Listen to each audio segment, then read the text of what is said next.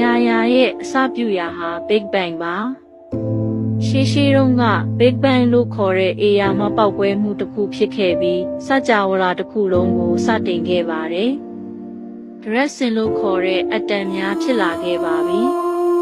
Big Bang ဖြစ်ပြီးနောက်စွမ်းအင်တွေဟာတဖြည်းဖြည်းနဲ့အခြေခံအမှုန်တွေအဖြစ်နေထိုင်သွားပါတယ်အဲဒီကနေ Proton, Neutron နဲ့ Electron လို့ခေါ်တဲ့အရာတွေဖြစ်လာပါတယ်အဲဒီကတဆင့် Hydrogen နဲ့ Helium အတမ်တွေဖြစ်ပေါ်လာပါတယ်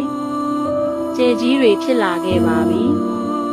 အတမ်တွေအများကြီးဖြစ်လာတာကြောင့်သူတို့တွေစုဖွဲ့ပြီးကိုယ်တိုက်လောင်ကျွမ်းကြကကြယ်တွေဖြစ်လာကြပါတယ်ကြယ်တွေဟာအလွန်ပူပြင်းတောက်ပတဲ့ဧရာမအလုံးကြီးတွေဖြစ်ပါတယ်ကလေးတို့မြင်ရတဲ့နေဟာလဲကြယ်တစ်ခုပါပဲညာကောင်းကင်ယံမှာကြယ်တွေကိုအလင်းဆက်ကလေးတွေဖြစ်တာမြင်ရတာကတော့သူတို့ဟာအယမ်းဝေးလို့ဖြစ်ပါတယ်။နီလုံးကြီးကတော့ကလေးတို့နဲ့နီးလို့မို့ပိုပြီးကြီးကြီးမြင်ရတာဖြစ်ပါတယ်။ကြယ်တွေကနေအတန်အတစ်တွေကိုထုတ်လုပ်ပေးပါတယ်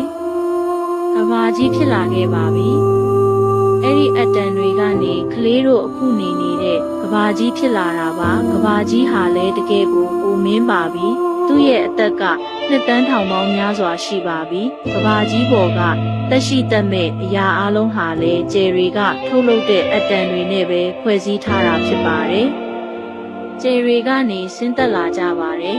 ။အပင်တွေအပါအဝင်သက်ရှိတွေအားလုံးဟာကြယ်တွေကနေဆင်းသက်လာတယ်လို့ပြောလို့ရပါတယ်။ကြယ်ကြီးတွေတက်တန်းကုန်ရင်သူတို့ဘဝတစ်လျှောက်လုံးချက်လုပ်ထားခဲ့တဲ့အတန်တွေကိုစကြဝဠာတစ်ခွင်ကိုဖြန့်ဝေပေးပါတယ်။အဲ့ဒီအတန်တွေကနေစုဖွဲ့ပြီးသက်ရှိတွေဖြစ်လာတာဖြစ်ပါတယ်။သက်ရှိတွေစင်ကဲပြောင်းလဲလာခဲ့ကြပါတယ်။ကလေးတို့ရဲ့ခန္ဓာကိုယ်ဟာဆဲပေါင်းများစွာနဲ့ဖွဲ့စည်းထားတာဖြစ်ပါတယ်။ကမ္ဘာပေါ်မှာသက်ရှိရဲ့လို့စတင်ပေါ်ပေါက်တုန်းကဆဲတစ်ခုတည်းနဲ့စတင်ဖြစ်ခဲ့တာဖြစ်ပါတယ်။အဲဒီကနေအပင်တွေတိရစ္ဆာန်တွေပိုးမွားတွေလူတွေစတာတွေအဖြစ်စင်ကဲပြောင်းလဲလာခဲ့တာပါ။အဲဒီဖြစ်စဉ်ဟာနှစ်ပေါင်းတန်းရာပေါင်းများစွာကြာခဲ့ပါတယ်။အာဖရိကတိုက်ကြီးကနေစခဲ့ကြပါတယ်။ကလေးတို့ရဲ့အစောပိုင်းမိသားစုဝင်တွေဟာအာဖရိကတိုက်မှာစတင်ပေါ်ပေါက်လာပါတယ်။နောက်ပိုင်းအာဖရိကကိုစွန့်ခွာပြီးကမ္ဘာမြေပေါ်ကနေရာမျိုးစုံကိုပြည့်နှက်နေထိုင်လာကြပါတယ်။အရာရာဟာဆက်ဆက်နေပါတယ်